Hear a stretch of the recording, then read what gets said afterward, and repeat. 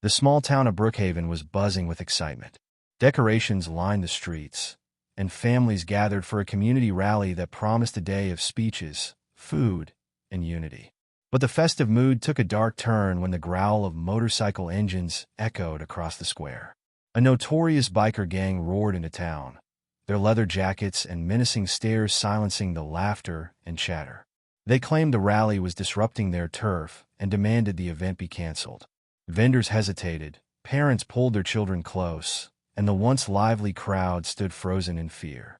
Amid the chaos, a familiar voice broke through. Donald Trump, dressed sharp as ever, stepped onto the stage. His signature charisma and bold confidence immediately drew all eyes to him. Now, he began with a wry smile. What's all this noise? This is a rally, not a racetrack. The tension crackled as Trump addressed both the gang and the townspeople, his presence commanding attention. With a mix of humor and resolve, he challenged the gang's leader to a contest, one that would decide the rally's fate. What followed was a showdown no one in Brookhaven would ever forget. The hum of conversation and cheerful laughter filled the town square as Brookhaven's rally hit its stride. Children ran between booths, vendors called out their specials, and the air smelled of fresh popcorn and barbecue. But the joyful scene came to a screeching halt when the low, rumbling growl of engines rolled into the square. At first, it was just a sound in the distance, like a storm brewing on the horizon. Then the noise grew louder and louder until a formation of motorcycles roared into view. Heads turned, conversations died, and a hush fell over the crowd. The bikers made an entrance like they owned the place. Their leather jackets gleamed under the midday sun, and their heavily customized motorcycles reflected their tough and intimidating image. Leading the pack was their notorious leader, Razor, a hulking figure with a gravelly voice and a smirk that radiated danger. The gang parked in a loose circle, effectively blocking the center of the square. Razor dismounted, scanning the crowd with a look that sent shivers through the townspeople. "This is our turf," he barked, his voice echoing through the silence. "No one throws a party here without our say-so." Townsfolk exchanged nervous glances, unsure of what to do. Vendors began hastily closing up their booths, and parents pulled their children close. The festive spirit of the rally had been replaced by an oppressive tension. In the distance, Donald Trump observed the scene quietly, his sharp eyes taking in every detail. He hadn't planned to make waves today, but he knew one thing for certain: this rally wasn't going down without a fight. Razor strode into the heart of the square with the swagger of a man who had never been told no. His boots thudded against the pavement as the crowd parted before him like water. The other bikers flanked him, their arms crossed, faces twisted into sneers as they surveyed the frightened townsfolk. "You all think you can just waltz in here and throw your little party on our turf?" Razor growled, his voice dripping with mockery. He picked up a balloon animal from a vendor's stall and popped it with a flick of his knife, sending a child scurrying behind their parents' legs. Big mistake. The gang's presence was suffocating. Vendors hastily packed up their wares, their hands trembling as Razor's men strolled by, knocking over baskets and tipping drinks. A barbecue stand was flipped over, sending sizzling sausages rolling onto the ground. Razor turned back to the crowd with a smirk. "This event is over," he declared, pointing his knife toward the stage. "Unless someone wants to make it worth our while." In the face of their intimidation, the townspeople remained frozen. Razor's words hung in the air, daring anyone to challenge him. Then, cutting through the tension, came the unmistakable sound of applause. Slow, deliberate claps echoed across the square. Razor turned, his brow furrowing as he saw Donald Trump step onto the stage, a bemused smile on his face. Well, Trump said, his voice carrying with ease. "I didn't realize today's entertainment included comedy." The bikers exchanged confused glances as the crowd began murmuring, sensing a shift in the air. Trump straightened his tie. "Let's talk about turf, shall we?" The square fell eerily silent as Razor turned his full attention to Donald Trump. The gang leader's smirk twisted into a scowl, and the tension in the air was palpable. The townsfolk, caught between hope and fear, remained frozen, their eyes darting between Trump on the stage and the bikers scattered throughout the square. A middle-aged shopkeeper whispered, What's he doing? To a vendor beside her. Doesn't he know what these people are capable of? Meanwhile, Razor slowly approached the stage, his boots crunching on scattered debris from the biker gang's earlier antics. You think you're funny, old man? He sneered, his voice low and menacing. Behind him, his gang chuckled, their confidence unwavering. Trump, unbothered, adjusted his tie and smiled. Funny? No. Persuasive? Absolutely. And I think you're about to find out just how persuasive I can be. The crowd let out a collective gasp. Some townsfolk exchanged nervous glances, while others began to take tentative steps backward, fearing the situation was about to escalate. Razor stopped at the foot of the stage, tilting his head in mock amusement. You've got guts, he said, his tone dripping with sarcasm. But guts won't save you here. Despite the growing tension, Trump didn't flinch. His calm demeanor began to embolden some in the crowd, a spark of hope flickering amidst the fear. Parents pulled their children close, and a few younger men stepped forward slightly, as if ready to back Trump should things go sideways. You might have these people scared, Trump said, his voice steady. But not me. This rally isn't going anywhere, and you're about to find out why. Razor let out a low chuckle, his shoulders shaking as he turned to his gang. Did you hear that? He said, pointing a gloved hand toward Trump. The man thinks he can take us on? The bikers laughed along, their confidence filling the square like an ominous cloud. Trump, still standing tall on the stage, raised a hand to quiet the murmurs from the crowd. Oh, I'm not thinking about taking you on, he said, his trademark smirk tugging at his lips. I'm already planning how to win. The laughter from the bikers faltered slightly, and Razor's smirk faded.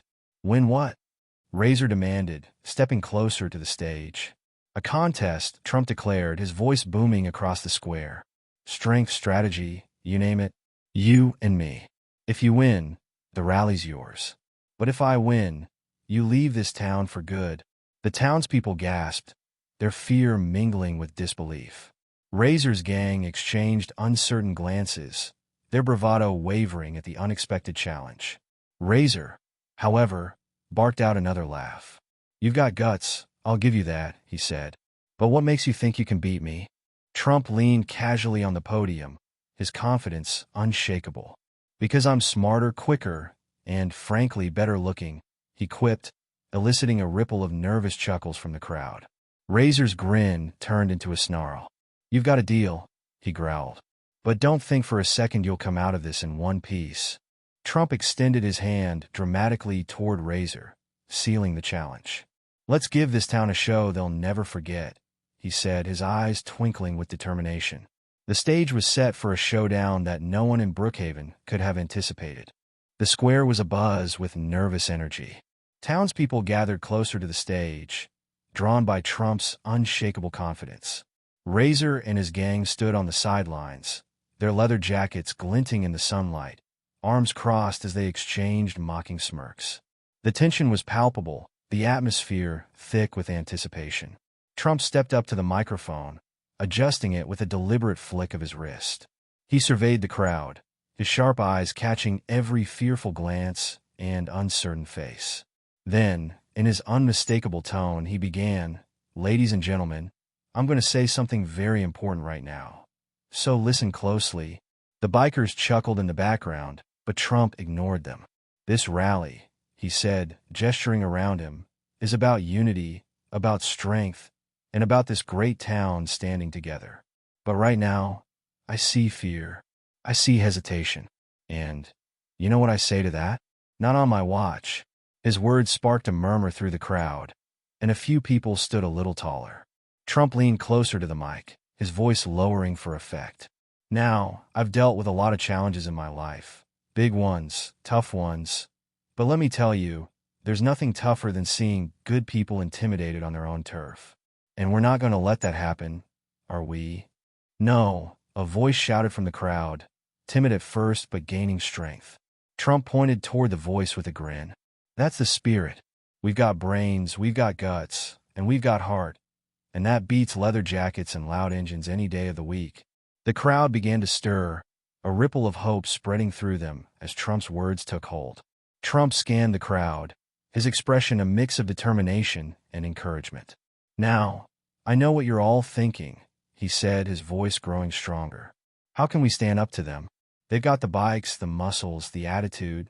He gestured toward Razor and his gang, drawing laughter from the townspeople. But let me tell you something. They don't have what we have. The crowd leaned in, curious. We have unity, Trump continued, pacing the stage. We have resilience. And we have a secret weapon they can never beat: brains. He tapped his temple for emphasis, earning a few more chuckles from the crowd. But more than that, Trump said, stopping at the edge of the stage, we've got each other. And when a community comes together, there's nothing that can stop it. Not even a gang of leather-clad tough guys. His tone was light, but the determination in his eyes made the point hit home. The townspeople began to murmur, glancing at one another. Parents clutched their children, standing a little straighter. Vendors stopped packing up their booths, turning toward the stage. Trump saw the change and seized the moment. They think they can scare us, he said, pointing toward the bikers. But fear only works if we let it. So I say we don't let it. I say we stand together, and we show them what Brookhaven is made of. A cheer erupted from the crowd, tentative at first, then growing louder as more voices joined in. Razor's gang shifted uneasily, their confidence starting to waver. Trump smirked, knowing the tide was beginning to turn. As the crowd's energy surged, Trump turned his attention directly to Razor, his smile sharp and confident. Now, Razor, he began, leaning casually on the podium. You're the big man around here, aren't you? Rolling in with your crew, barking orders, scaring good folks. Very impressive. His tone dripped with mock admiration, drawing a few nervous chuckles from the crowd. Razor crossed his arms, his scowl deepening. You've got jokes, old man, he growled. Oh, I've got more than jokes, Trump shot back, his grin widening. I've got a challenge. You say this is your turf, and we're the outsiders? Prove it. Razor tilted his head, his interest piqued. What are you getting at? I'm talking about a contest, Trump said, stepping forward and gesturing broadly. A fair fight. You and me, strength and strategy. Winner takes the town. The crowd gasped, their eyes darting between Trump and Razor. Razor let out a laugh, shaking his head in disbelief. You? Against me? What makes you think you stand a chance? Trump shrugged, his tone calm but deliberate. Because I've faced tougher opponents than you, Razor. And you know what? I never lose. The bikers laughed, but there was an edge of uncertainty in their voices. Razor narrowed his eyes. You're serious? Dead serious, Trump replied. Unless, of course, you're scared. He let the words hang in the air, his gaze locked on Razor. Razor's jaw clenched, his pride clearly on the line. You've got yourself a deal, he snapped. Trump extended his hand dramatically. Let's make it official, he said. As Razor shook his hand, the crowd erupted in cheers, their fear replaced by growing excitement. As Razor stepped back to his gang, Trump turned his full attention to the crowd. He raised his arms wide, his voice booming with confidence. Now, I know some of you might still be wondering, can he really do this? He paused, letting the question linger. Well, let me tell you something. I've been underestimated before, many times, and every time, I've proven them wrong. The townspeople murmured, their nervous energy shifting toward cautious hope. Trump gestured toward the bikers, who stood watching with smug expressions. They think they've already won because they're loud, they're big, and they've scared you. But being loud doesn't mean you're right, and being big doesn't mean you're unbeatable. A ripple of agreement moved through the crowd, and Trump seized the momentum. This town is more than just a square and some shops. It's the heart of the people who live here, the families, the workers, the kids playing in the streets. And I'm not going to let anyone take that away from you. Not today. Not ever. The crowd erupted in applause, their cheers growing louder as Trump continued. This isn't just about me versus Razor. This is about all of us standing up and saying, we won't back down. The townsfolk were now fully engaged, their fear replaced with determination. Trump nodded at their growing confidence. I'll take on Razor, but I need your support. Cheer us on. Stand together. Show them what Brookhaven is made of. The rally square filled with applause and chants, the townspeople energized like never before. Razor and his gang exchanged uneasy glances, realizing they were no longer just up against Trump. They were up against an entire community. The town square was alive with excitement and anticipation. Razor and his gang huddled near their motorcycles, their tough exteriors masking the uncertainty creeping in. Meanwhile, Trump stood on the stage, arms crossed, surveying the preparations with a confident smirk. "This isn't just any contest," Trump declared to the crowd. "This is about proving that brains and teamwork will always triumph over brute force." His words drew cheers from the townsfolk, who were now fully invested in the challenge. The terms of the contest were laid out. 3 rounds, each testing a different skill: strength, strategy, and problem-solving. The winner of at least 2 rounds would claim victory. Razor scoffed at the rules. "Strength? Strategy? Problem-solving? You're in over your head, old man." Trump grinned, brushing off the insult. "We'll see who's in over their head soon enough." The first round was announced, a classic tug-of-war. Razor's gang laughed as they selected their biggest, most intimidating members for the challenge, while Trump turned to the crowd. "I'm going to need a team," he said, his voice booming with confidence. Several townsfolk hesitated, but then a young man, a retired mechanic, and a local farmer stepped forward. Trump nodded approvingly. "Perfect. We've got strength, determination, and experience. That's all we need." As the rope was brought out and the teams took their positions, the tension in the air was electric. Razor's gang sneered, flexing their muscles, while Trump's team exchanged encouraging nods. The crowd pressed closer, eager to see the showdown begin. "Let's get this started," Trump said, gripping the rope with a determined smile. "And don't forget, folks, never bet against a winner." The crowd buzzed with anticipation as the rope stretched taut between the two teams. Razor's gang, a group of hulking bikers with smirks of pure confidence, planted their feet firmly in the dirt. Across from them stood Trump and his team, a retired mechanic with strong, weathered hands, a sturdy farmer who looked like he could move mountains, and a young man brimming with determination. "All right, boys," Razor sneered, gripping the rope tightly. "Let's show these amateurs what real strength looks like." Trump adjusted his grip on the rope and turned to his team. "Listen up," he said, his tone commanding but calm. "This isn't just about muscle. It's about timing and teamwork. When I say pull, you pull with everything you've got, but stay in rhythm. Got it?" The mechanic nodded. "Got it?" The farmer cracked his knuckles, a smile tugging at his lips. "Let's do this." The referee, a nervous vendor roped into officiating, raised his hand. "Ready, set, go."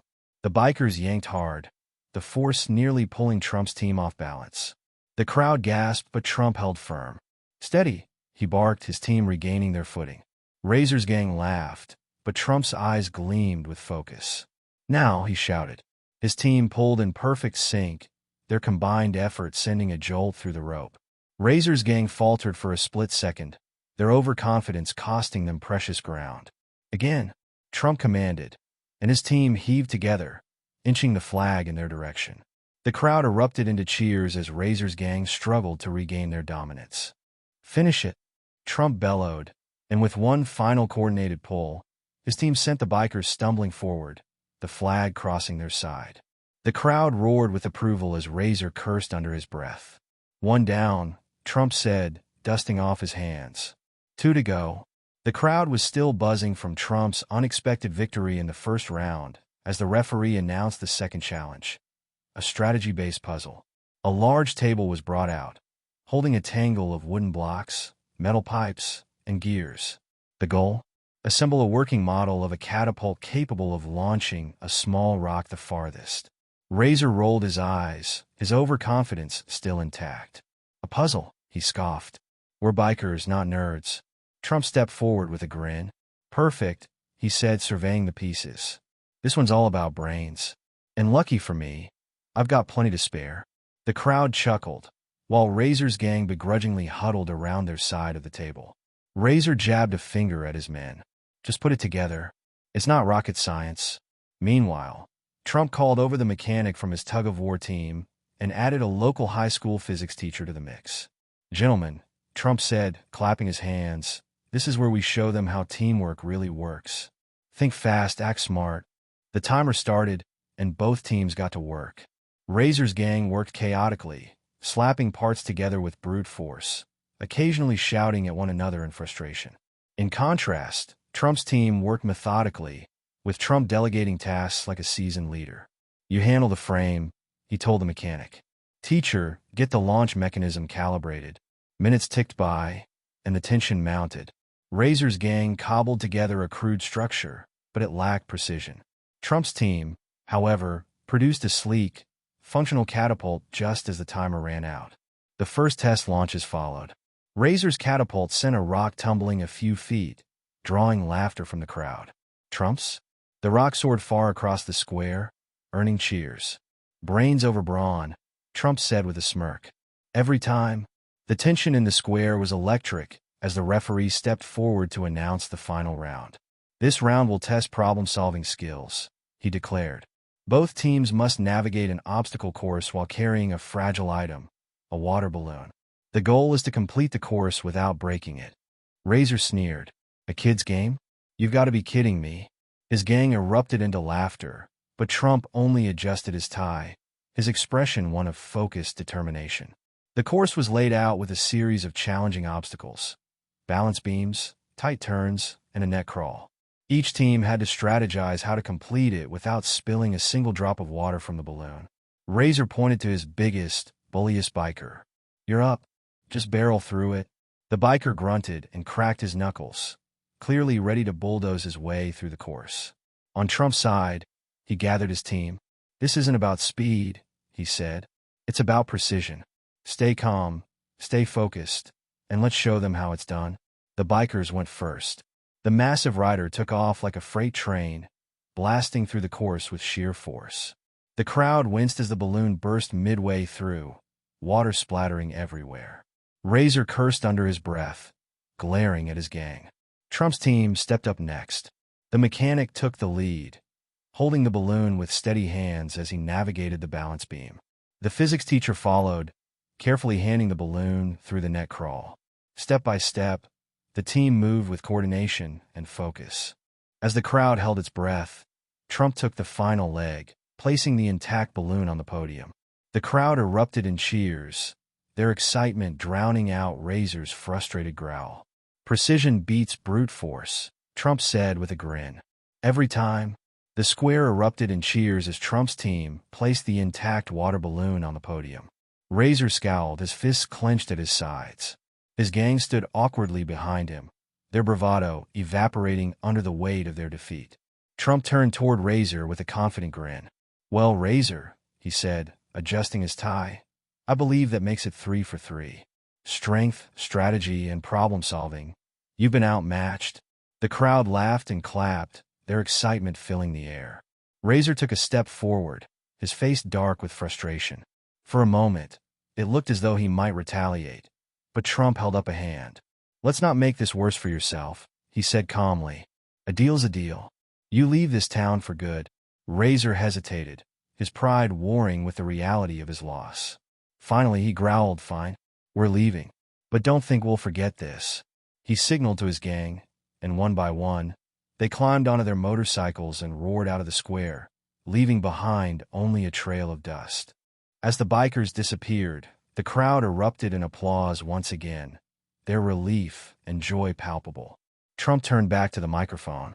"Ladies and gentlemen," he began, "today, we proved that unity, courage, and a little bit of strategy can overcome any challenge, even a gang of leather-clad hooligans." The crowd cheered louder. Trump smiled and added, "Now let's get this rally back on track. And if anyone here wants to run for office, let me know. I might have some tips." The crowd laughed, their spirits lifted by Trump's humor and leadership. As the sun set over Brookhaven, the townspeople celebrated not just their victory, but their renewed sense of community and strength. The celebration in Brookhaven was in full swing. The townspeople mingled, their laughter and chatter filling the square as the rally resumed. Vendors reopened their booths, children played near the stage, and the sense of victory was palpable. But as the sun dipped lower on the horizon, the familiar rumble of motorcycle engines echoed once again. The crowd fell silent, their joy replaced with unease as Razor and his gang rolled back into the square. Trump, who had been shaking hands with a group of vendors, turned toward the commotion, his expression shifting from curiosity to controlled intensity. Razor dismounted his bike and approached the stage, his gait slower, less imposing than before. "I thought we had an agreement," Trump said, stepping forward. The crowd watched anxiously, unsure if another confrontation was brewing. Razor raised a hand, signaling for his gang to stay back. "We did," he said, his voice quieter than before. "I'm not here to fight. I'm here to talk." The crowd murmured, confused by Razor's unexpected tone. Trump folded his arms, studying the gang leader. "You got 2 minutes. Make it count." Razor shifted uncomfortably, then spoke. "You proved your point. You beat us fair and square.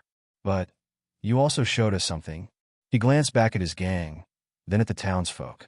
"This town's got heart. It's got something we don't. And maybe we could use some of that." The crowd exchanged surprised glances as Trump raised an eyebrow.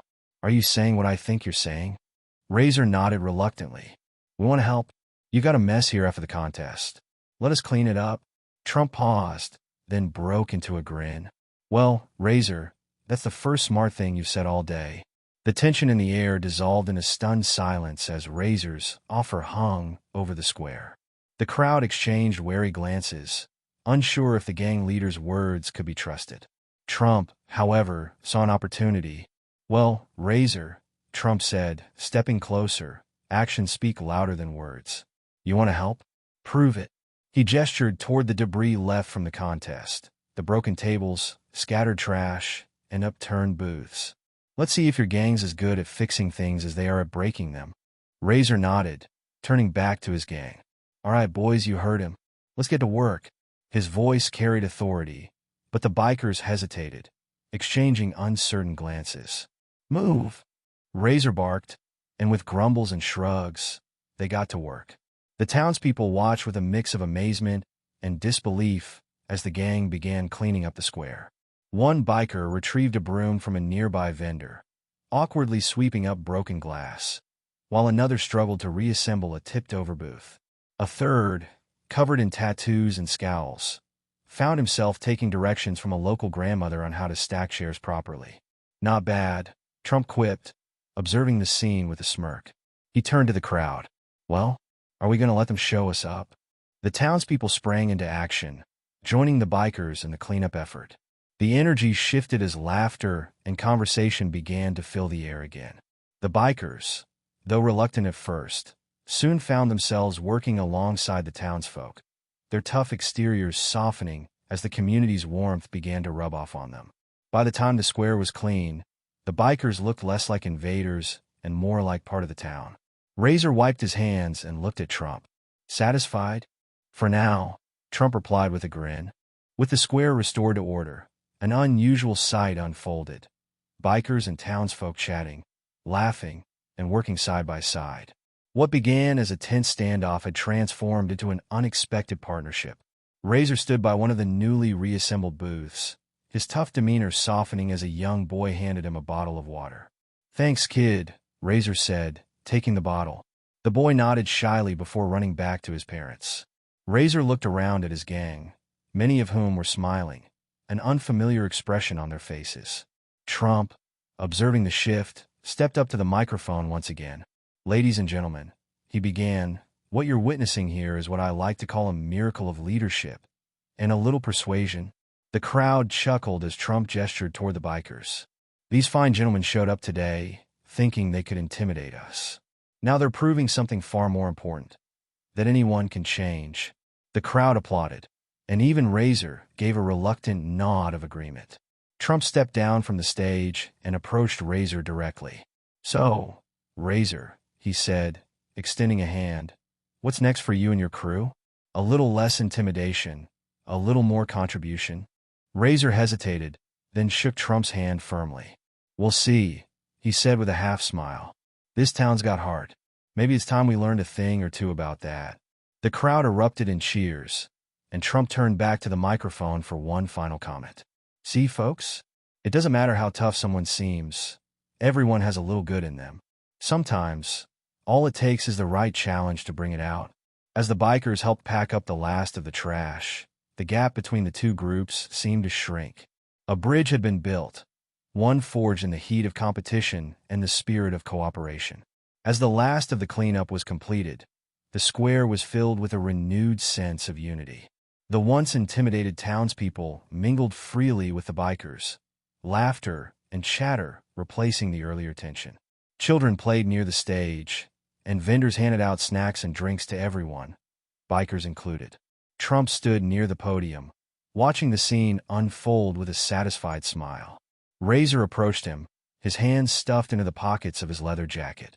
"Well, Trump," he began, "I'll admit, you've got guts. I didn't think anyone could stand up to us like that." Trump raised an eyebrow, his smirk returning. "Guts are one thing, Razor. Brains and a little bit of charm? That's what seals the deal." Razor chuckled, shaking his head. "Fair enough. You've earned my respect today. And maybe," he glanced at his gang, who were now helping a group of kids stack chairs, "maybe it's time we tried something different." Trump nodded, extending a hand. "You've got the strength, Razor. Use it for good, and you might just surprise yourself." Razor shook his hand firmly, his usual scowl replaced with something closer to gratitude. As Razor and his gang mounted their bikes, the crowd gathered to send them off. Razor revved his engine, raising a hand to the townspeople. "You got a good thing here," he said. "Don't let anyone take it away, not even us." The gang roared off into the horizon, leaving behind a town that was stronger and more united than ever. Trump turned back to the crowd, his voice carrying over the square. "Now let's finish what we started. Who's ready to rally?" The cheers were deafening, marking the end of a day no one in Brookhaven would ever forget. As the sun dipped below the horizon, casting a golden glow over the town square, the energy from the day's events still lingered in the air. Families gathered together, sharing stories of the unforgettable contest and the surprising transformation of Razor and his gang. Trump stood on the stage, his presence commanding yet approachable. He raised a hand to quiet the crowd, and the square grew silent. "Ladies and gentlemen," he began, his voice steady and reflective, "today, we proved something important. It doesn't matter how tough the challenge is or how intimidating the opponent may seem. When we stand together, there's nothing we can't overcome." The crowd erupted in applause, their faces glowing with pride and gratitude. Trump continued, his tone now lighter. "And let's not forget the real winners of the day, the people of Brookhaven. You stood strong, you stayed united, and you turned what could have been a disaster into a moment of triumph." He paused, glancing toward the horizon where Razor and his gang had disappeared. Even those who seemed like enemies found a way to contribute. It just goes to show, sometimes, all it takes is a little push in the right direction to bring out the best in people. The audience nodded and murmured their agreement. Trump smiled, spreading his arms wide. "Now, let's take this lesson to heart. Whether it's standing up to bullies or building bridges where there once were walls, remember, unity and courage can accomplish anything." The crowd cheered once more, their spirits lifted by the day's events and Trump's inspiring words. As the cheers subsided, Trump stepped closer to the microphone, his expression shifting to one of engagement. "Now, folks, before we wrap this up, I've got a favor to ask," he said, his tone light but firm. "This story isn't just about Brookhaven. It's about courage, teamwork, and standing up for what's right, values we could all use a little more of these days." He gestured toward the crowd with a sweeping motion. "So here's the deal. If today inspired you, share this message. Tell your friends, your neighbors, and anyone else who needs to hear it. Let them know what we accomplished here today, and remind them that no problem is too big when we work together." Trump smiled, a glint of humor in his eyes. "And while you're at it, don't forget to hit that subscribe button," he quipped, pointing toward an imaginary screen in front of him. Follow along for more stories of leadership, courage, and a little good old-fashioned ingenuity. You won't want to miss what's coming next. The crowd laughed and clapped, their energy infectious. Trump held up a hand for one final thought. "Remember, folks, this isn't just about one rally or one victory. It's about keeping the spirit of Brookhaven alive. So go out there and make a difference. Be the kind of leader you saw here today. Someone who inspires, unites, and maybe even surprises a few people along the way."